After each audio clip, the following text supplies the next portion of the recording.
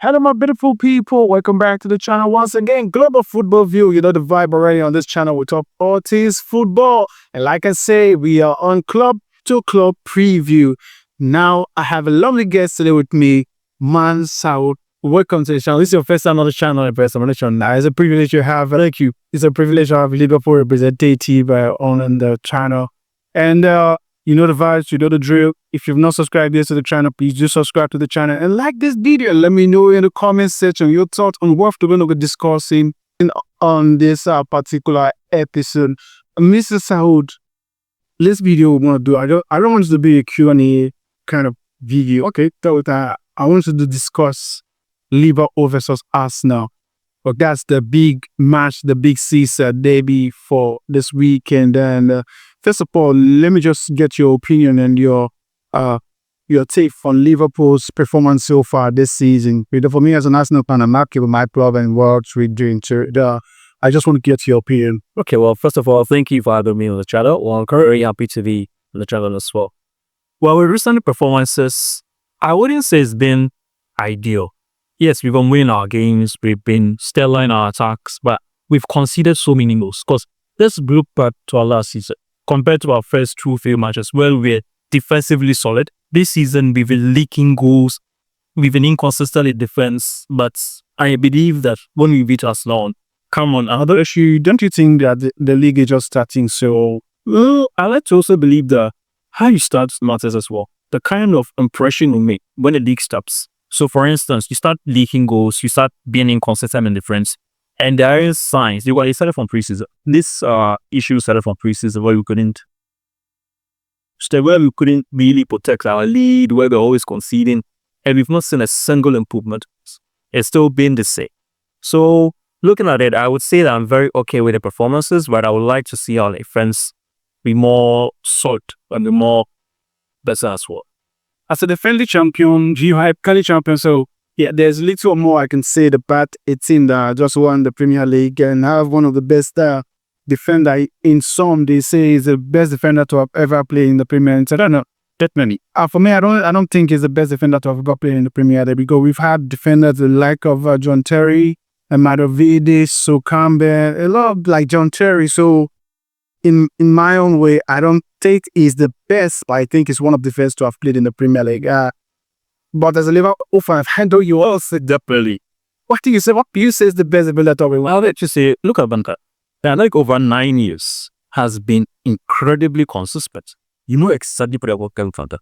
And what I'm going to get from Van Dijk is it's a running away from Charlie. No. I like to believe that on against Newcastle, Van Dijk was, I would like to say, aggravating, one of the man of the matches. I don't know if you watched this performance against Newcastle. Playing against 10 men. 11 men, then 10 men. Well, there's a way, fairly determined. Newcastle backed us to the corner that we had to rely on our 16-year-old to give us a last-minute winner. In all fairness, Newcastle played that game with a different kind of hacks. For obvious reasons, I would like to say. And that's still the obvious reason. That reason is part of what we're going to discuss in this video. So, and then aside that, I don't remember a defender in the past 5 to 10 years who had come second in the Ballon d'Or rankings as well. For a centre back to even hit second in the Ballon d'Or rankings is crazy. It's a testament to his capabilities as a very excellent player. For me, I don't see those Ballon d'Or FIFA best as the Vianendo or the yardstick to say a defender or a player. Why do you believe? I would like to say that it's at least for instance, it's just a certificate. It's also a recognition that we, the football journalists, we the ones who are truly impartial in a sense, have seen your performances, and we believe that looking at the performances we produced for Liverpool. Do you watch Fabio Cannavaro? No, I was.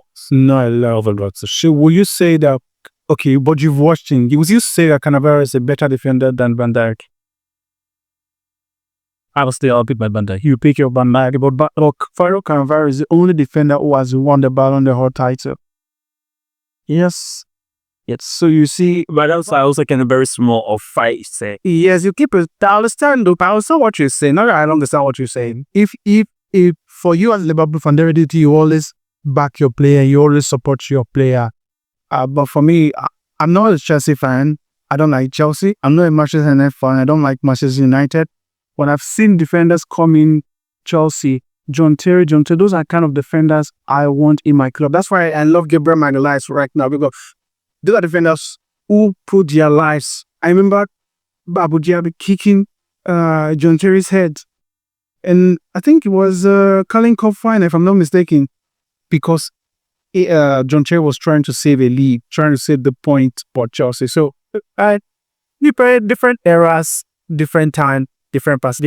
I defy, like I will say it again, Ballon best for me. Does not really. But all guarantee also looking at other factors. When you listen to your young and upcoming centre backs, when you ask them which centre back do you go for it, which centre back do you look as a role model, majority of new in this especially new generation will always say Bergeron. That's what they are saying. That's what they watch. You know, did you watch the last? Did you watch the? I know this one as a solid idea is also available.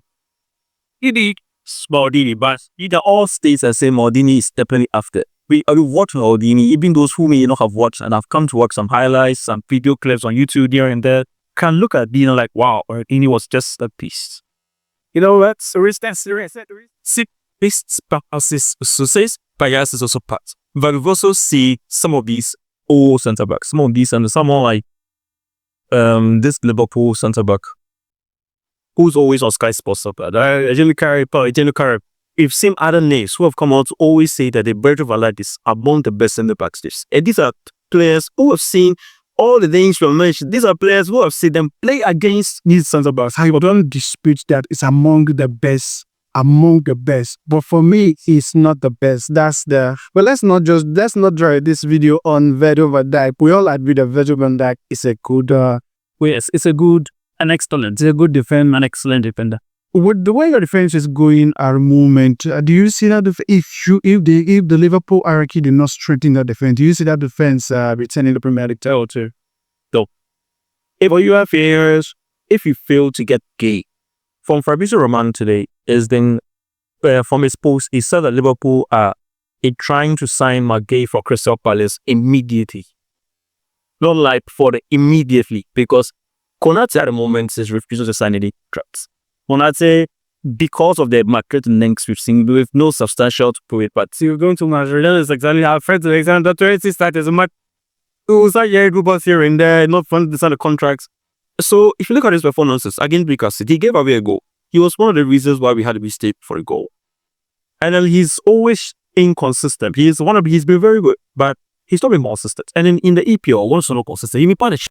I remember when Saliba came to Arsenal, he was being compared to Konate, and at the time, Ariel Saliba was coming up, he was picked ahead of William Saliba. As a Liverpool fans, do you still share that sentiment? Because I know you were part of the people. Yeah, you guys who just said Saliba wasn't good as Konate. So right now, where do you stand in that conversation? I'd like to believe that Saliba has matured. And so I will fairly Saliba. Yeah, I would definitely take Saliba over Konate. It's not going to view is the fact that Saliba has shown a credible consistency. He's been very consistent. He's been incredibly solid. He and Gabriel at the moment, I will even in as far as I'm pains to say, are the best work and the best setup of ball in the league as well.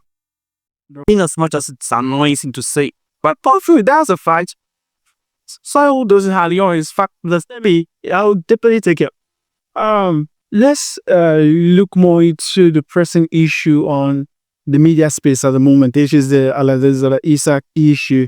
And before going to that Isak issue, what's your take on the game between Newcastle and Liverpool? I've not got to your opinion on that game. The first thing with that game, I enjoy it. I don't know how we won the game because Newcastle, before the match, Anthony Gordon was making comments that the atmosphere will be very livid. Bruno Baramis and then Strulinti were posting some pictures, like I said, they're preparing for a battle or war, all of that stuff. And when we went to the game, you could see on the very first match, Newcastle were on our necks.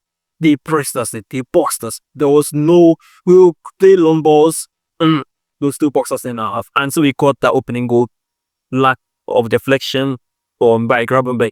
But overall, it was a very good game. Also a very enjoyable game. Prime Premier League game. It's a Premier League game for the neutral, but not that only Liverpool fans. And it was super. So we're really bossy to a corner, and even not for the stupidity of Anthony Irving, but then one of our guests who is actually a pioneer of this channel, Mr. Retino, actually predicted that there's going to be a red card, not just a red card, in a home team red card in the. Oh wow! Yeah, he will said it live on camera, and I was even saying that that's his own prediction. So I wasn't surprised it happened because Liverpool and Newcastle at times, whenever they play games like that, they try to make it feel as if there's a World Cup final, too much emotion. I think that's of course the reason why they lost that game, because if me as a person looking at what is our trying to say in our last preview, Bournemouth versus Liverpool, you don't score Liverpool 2 goals and still attacking there. Knowing fully well Newcastle were down to tell me immediately they went to 2-2. I expected them to sit back. If they have listened to Mr. Retayu, they would have known that they are playing a man shot and they are playing the game at 120 hours per minute speed. So you should sit back and defend your 2-2, but still we will see trying to also they will see the one. It's so obvious. It was probably a way that would have struggled to block to open up their low block. Because they sat down, I think the final minutes, it was just a couple of beautiful combination process that was able to open in Samu's wide dummy for real to score. But Newcastle should have suffered. They still won. I think the energy from the home fans, the energy of the game, the team family in the background, all fueled the passion that they believed they would win the game. The Isak issue is really, really troubling. And as a Liverpool fan, where do you sit on that scenario? And for now, I would have Isak on it. I'm one of those people from real society. I started toward Isak for the real society. And you don't see what Isak is doing as wrong. I'm good at the berry. I'm going, I know you're going, okay? But let me give an example. Trent Alexander, I know that's what you have, but writing on the head insurance, Alexander is seen as a scout. He is born and bred in the Liverpool area. He is purely good. So somebody like that, you would expect him to follow the footsteps of Gerrard and others who have come through the towns of Liverpool, the academy, all the way to the university to show Anna scouts there, and it's possible a local boy from top can reach this. So looking at traits and then how it ended up, he didn't sign the contracts and then he went to Madrid, and it just was to be shocked that at the Madrid press conference he's speaking full fluent Spanish when he's been telling us for months that his contract not play out at background, we shouldn't worry. So we all have the expectations and was going to sign. I believe that it'd be hard to transfer the or try to raise a lot. I'll be the first one to even see what? Oh, you had Madrid gave people 10 million. Let's be honest. That 10 million, was just a splash. It was just me trying to pull Madrid for some or the Alex technical. Because Trent Alexander is at least an 8 to 90 million player. With this current transfer window, 80 to 90 million for Trent Alexander is not outrageous. It is within acceptable limits. We didn't get that. The 10 million was practically zero. It's just practically zero. It is some no consequence. So making that Isak now. Just about Isak is not a boy from Newcastle. It's not like that. He's just a player. He's a Swedish guy. Dortmund. He played in the Netherlands. They went to Dortmund, then Sociedad, then Newcastle. And we are offering you a precious club record. We're not trying to waste and say it's final years and we'll start whispering to see. They're going to give you almost 120. I think the last figure was almost 180 million bucks. That's a record for the future for the English Premier League. And it's been made to look like we are trying to mess up the Newcastle. But Newcastle's reply that's not in order. Except in the packet or that is not Newcastle and so Saudi takeover. Where were Newcastle? Newcastle were languishing in the middle flat take. They are on expectation that they believe that they can really set up. It's Newcastle is a traditional, when it comes to it, we are a traditional club. And you should believe us. The song says traditional. They 9 years in any improve. What a traditional year. Liverpool and Newcastle have done a lot of businesses together. It's Alacaro without you see, so I believe Liverpool could have done it in a different way, unlike the way it's playing up in the media space, because of a truth. You guys are disrupting Newcastle by the moment.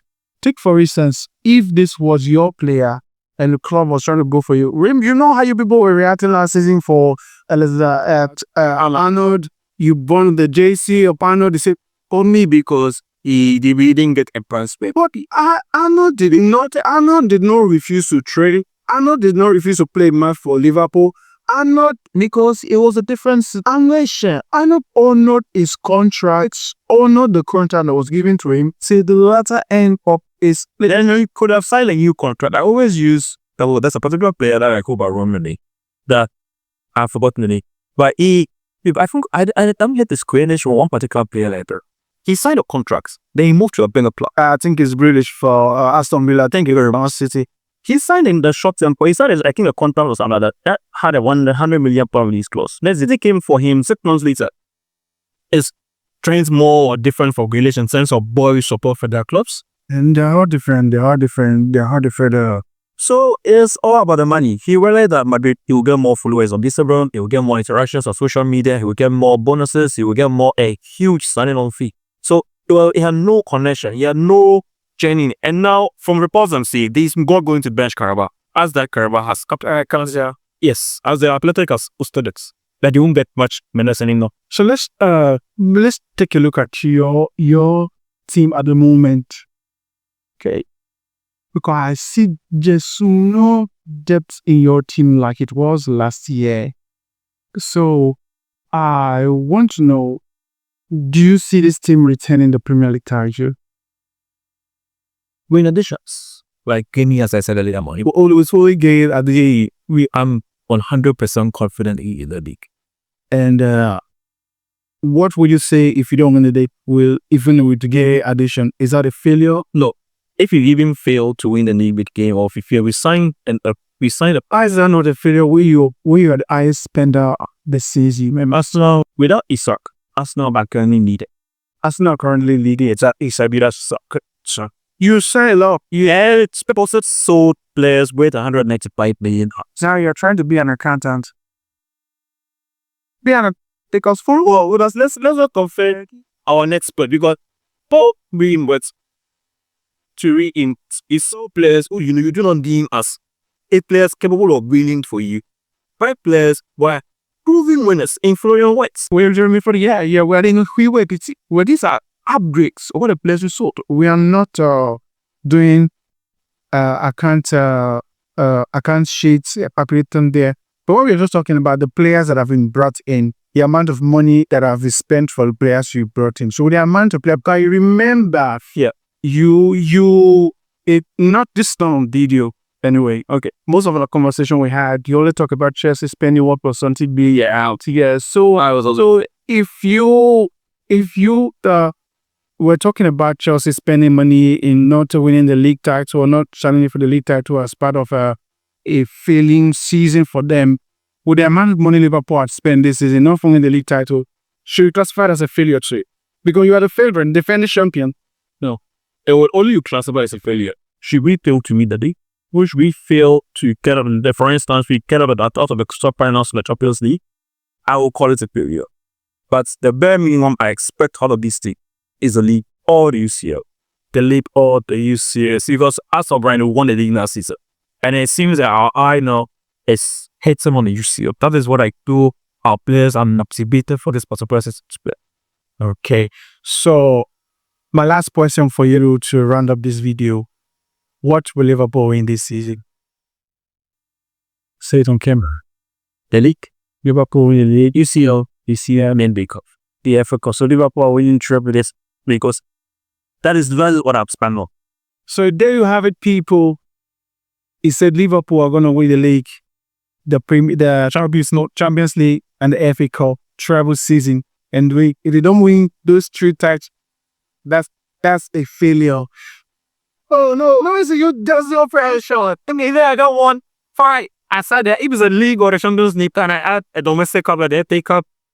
I'm perfectly okay. Thank you guys for joining the live show. If you like this video, subscribe to the channel if you don't subscribe, and let me know in your comment section if Liverpool do not win these 3 titles. Is that a failure? I would love to know in your comment section. Thank you, Mr. Saul, for being on the channel too. Hope to see you more time seriously. Yeah.